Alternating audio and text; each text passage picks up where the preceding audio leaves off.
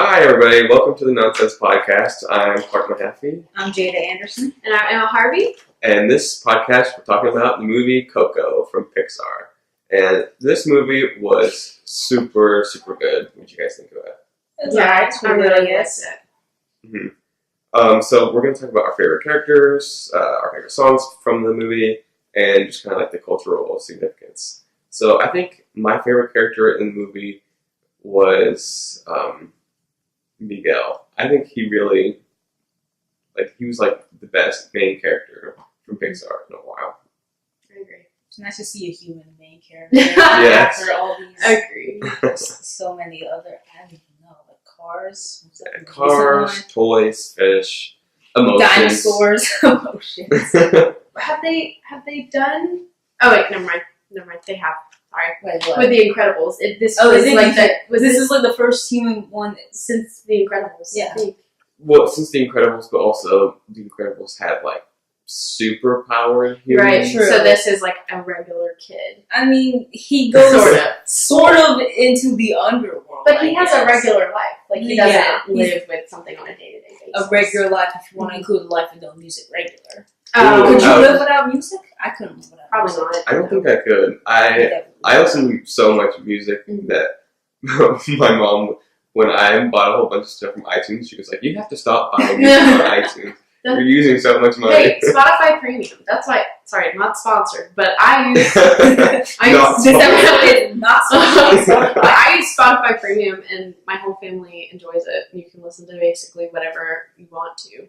Well, if you're poor like me, just use Spotify for free and deal with the ads. No, yeah. That's what I do.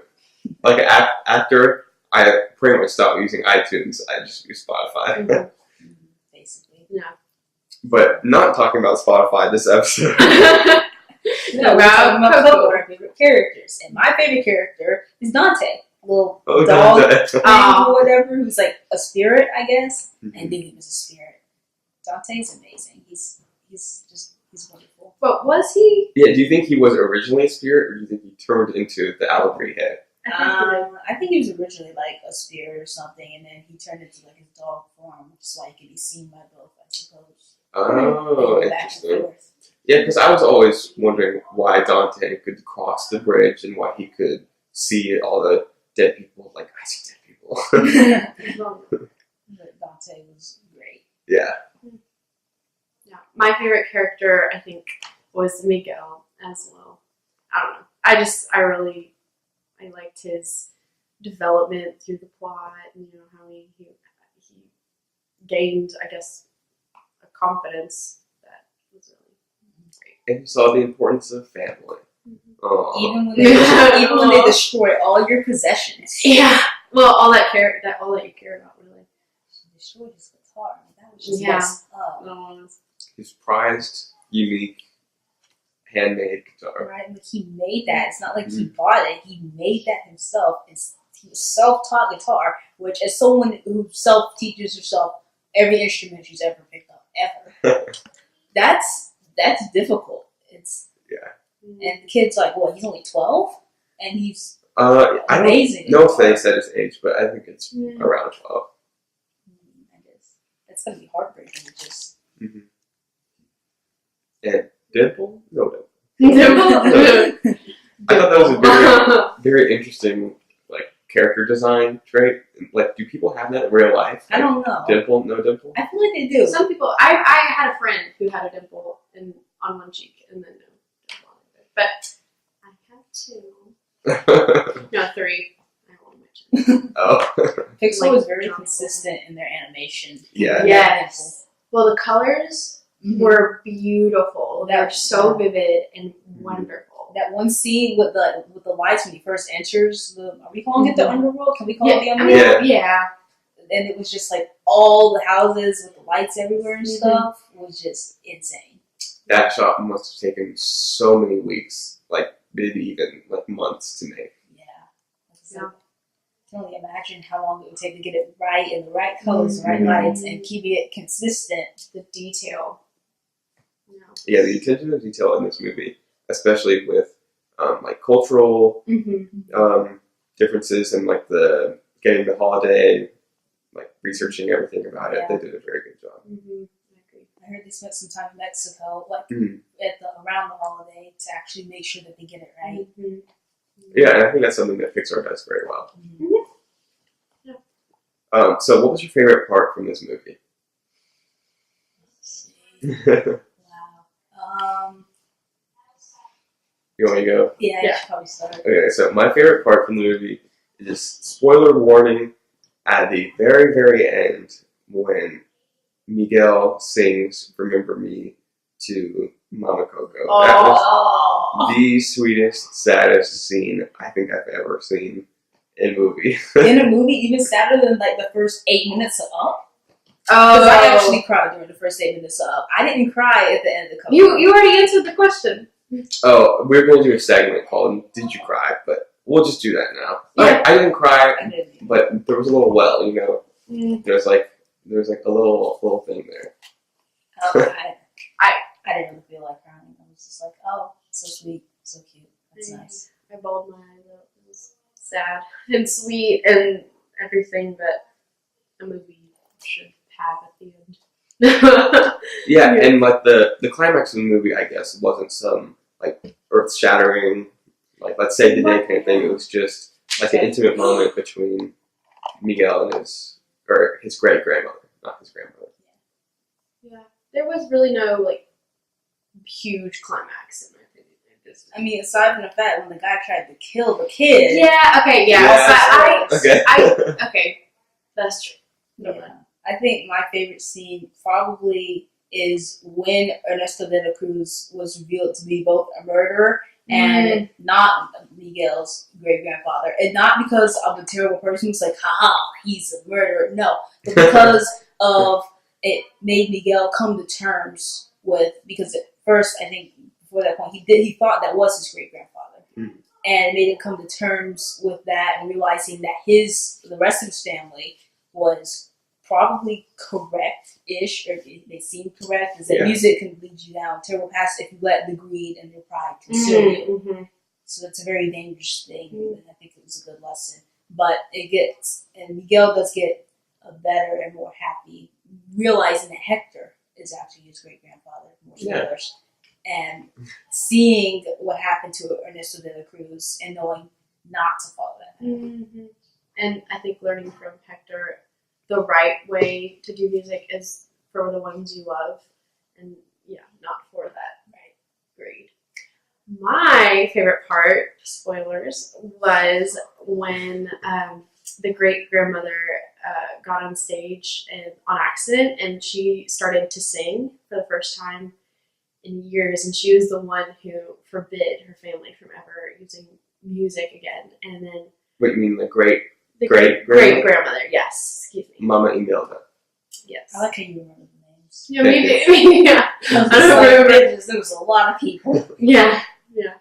And then the great grandfather played the guitar along with her singing. Mm-hmm. So I really like that. Yeah, and when Ernesto de la Cruz and Imelda were like having like the dance battle. Yes. Like, that was really funny. That was great to try to get the. What were they trying to do? It was trying to they're get trying the to get a photo. the photo. Yeah. So that Miguel could take Hector's photo back, so Hector doesn't get forgotten. Spoiler. Just have If you're watching this, and you haven't seen the movie, Go see. why? You should go see the movie. Yeah, It's a great movie. It is. It's got the right amount of emotion. Good, nice, happy parts, light-hearted moments, sad parts. Yeah. Like Inside Out, all the emotions. Coco, a lot of emotions. There you go. So what was your least favorite part of Coco? Oh wow, least favorite parts. Let's see. I hated. What was something that made you go like, like I don't like that, or why is this in the movie? Oh, you know that. I just didn't like the part where the grandmother just smashed his guitar. That upset me, and not because it was just like poorly planned out, but just because I just didn't like her doing that. Yeah. Was there a part that I felt didn't need to be in the movie? I don't know. I think it all fit pretty well, actually. Okay. I agree with that. Yeah, I think the only scene that made me go like, no, was like when when Miguel hid Dante under the ofrenda. Yes. It was like he could have just Oh. not put Dante under there, and then like most of the events in the movie like wouldn't have happened. Yeah, but then his great grandfather would have been forgotten. True, That's because his great grandmother would have made it over. That was Yeah. the issue that made him Yeah. also go bad. So I don't think and he wouldn't have figured out, that he thought his grandfather was. Yeah. And he wouldn't have learned his life lesson of Pixar. Exactly, and I think his family came to terms with the music. Yeah, so this movie was so good, we only had like 2 least favorite parts. Yeah, exactly. So what was your favorite song for the movie? I think mine was Un Poco Loco. Oh, I really love like that. that I love that. I like Remember Me, mostly because of the significance of the song, as opposed to not necessarily the lyrics of the song itself. Do you like the Ernesto version or the Hector version? The Hector version. Or the Miguel version? The Hector and the Miguel version. I like both those versions. Yeah. The Ernesto version has no feeling whatsoever. It was I mean, at the end of it, he gets killed by a giant bell, so... that made me Yes. Yeah, mine's Remember Me as well. Just the emotion behind it. It's really sweet. The only other song I think the movie was like La Llorona. Oh, That Imelda sang. that was good too. Mm. Yeah, Ernesto was singing it too, so... It was kind of weird that they did a duet. It was like a very unlikely Mm-hmm. duet. I agree. And Frida Kahlo made it, which I thought was pretty spectacular. I think they captured her essence very well. And when Hector like disguised himself as Frida Kahlo, and he had to like tape a unibrow on his head. It was really good. I liked the scene at the end when the performance, and she was like, "Spotlight me as a papaya, not a papaya, a cactus." Yeah. Me crawling out of a papaya. It was so funny. It was really good, but it did capture her essence, I think. And Yeah, I like that she was the show planner for the was it sunset or sunrise. Sunrise. Sunrise, yes. Yeah. Oh, hey. Hi, Coco. Oh, we got a friend. With a cameo. We have a cameo by the dog named Coco, just like the movie Coco, but Hey! not Coco. Yeah, I think that worked out. Oh, Oh, Hey, and Max. and we got Max. Max. Max is here too. Hi, Max. They really like him. They don't like me. Come here. I'm in the way. I'm the issue here. Okay, so Coco's staying here now. So I guess the last things we're going to talk about is that this was like the first Pixar movie that had somebody being like murdered on screen. Yeah. Was there another time where somebody was murdered? This one had Ernesto and Hector. Right.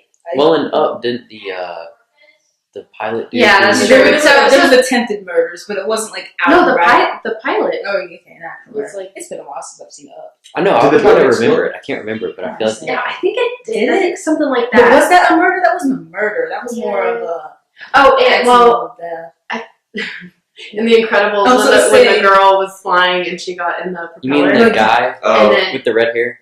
and And but- later on, syndrome can count as a murder, but they, Oh, yeah, they Syndrome don't died mention with it. the But that was plane definitely a murder. so then, so there was. how did Syndrome die? He, Mr. Incredible threw a car at him, and he was flying, and he hit There him was or a something, plane and he behind flew him and into the a propeller and got shredded. Oh, But do you I remember don't why remember why that. Edna said no capes? Yeah, because Because all strapped out. and then she did all those people that die. And then the guy sent the cannon or whatever to the city, and his cape got caught. Yeah. This That's Preston behind the camera, by the way. Yeah, he's not actually in this video since he didn't see Coco, but he's been heard. If we're gonna do a "Did You Cry" segment, I'll definitely be in that. Aww. We should do that. Because, like, the answer is no, most likely I didn't. Because I never cry in movies, but there are a few. Yeah, I was like, I'm a pretty heartless person. No, I'm kidding. She But I don't normally cry during movies. So. I do. I cry in almost every movie. Every movie, Almost. even like Anchorman. No. Or like the Okay, I cry from laughter. I can do that. I but cried no, for Baxter when he got kicked off the bridge. I mean, like, if they're meant for you to cry, most likely. Most likely I won't. It's got to be really good. like the first 8 minutes of Up actually got me, and I was kind of shocked the first time I saw Up. I was like, "What is this? Am I crying?" What is this tear? Wait. Have you seen Claudia with the Kids and Meatballs? He's like, Yes. get back in there, tear. we got some changes. So how would you rate this movie? I give it a good 7.8, I guess. Oh, okay. I think. Oh wait, no. What would make it a 10? Nothing. I don't give movies 10s. Well, what would give it a 9? I don't know. It's just. What if you rated it against Lego Ninjago, since we also have that on? Oh, yeah. That's kind of actually what I sort of was rating. Well, if I was rating it against Lego Ninjago, it'd be like a 12. Honestly, that's not it'd be better than Lego Ninjago. Yeah. I'm basing it off of all the Pixar movies I've seen. Based off a Pixar standard, the quality of the movie was good. And the animation was also amazing. I do take that into account. But the plot, it was a good plot. But it didn't blow me away for anything. So which Pixar movie did? Which one would you give a 10? If I had to give a Pixar movie a 10, not based off personal favorites, But based on what was the best? I would probably give it the Up. Okay. If I had to give a Pixar movie a 10. I'd say that's accurate. Yeah, that or Toy Story 3. Yes, either Up or Toy Story 3 would probably get a 10. Mm-hmm. I think I'd give Coco like 9.5 out of 10. Like, I thought it was super, super good. I thought it was really good too. I think I'm gonna give it a 9. They're more generous than I am. Yeah, I think maybe something about like Ernesto's character or something like that. Maybe they could have given him a little bit more like backstory or like motivation, that kind of thing. Yeah. And what I was wondering, what happened to all his other family members even before this? Were they just all forgotten? Because, the only ones that were on the Ofrenda were, those pictures, but were there any that they, just had forgotten about over the past generations? Yeah. Or maybe like pictures weren't Yeah. before then. Like, yeah. So would paintings work? That could be. I don't know. I don't know. These are the types of questions that we need answers to. Yeah. I also like last thing before we stop. I liked that Miguel's like face paint. I thought that was like a very cool design to have like him with all the makeup and stuff on. That he looked like a skeleton. Mm-hmm. I like that. Yeah. I agree with that. I think 10 out of 10 creativity for this concept, and the embracing this culture. Mm-hmm. It's rather refreshing. It is to see a Pixar movie that's not a sequel like they have been doing and stuff, and seeing a new set of characters, and it was good to see. Mm-hmm. Okay. All right. I think that wraps it up. All right. Adios, everybody. Adios.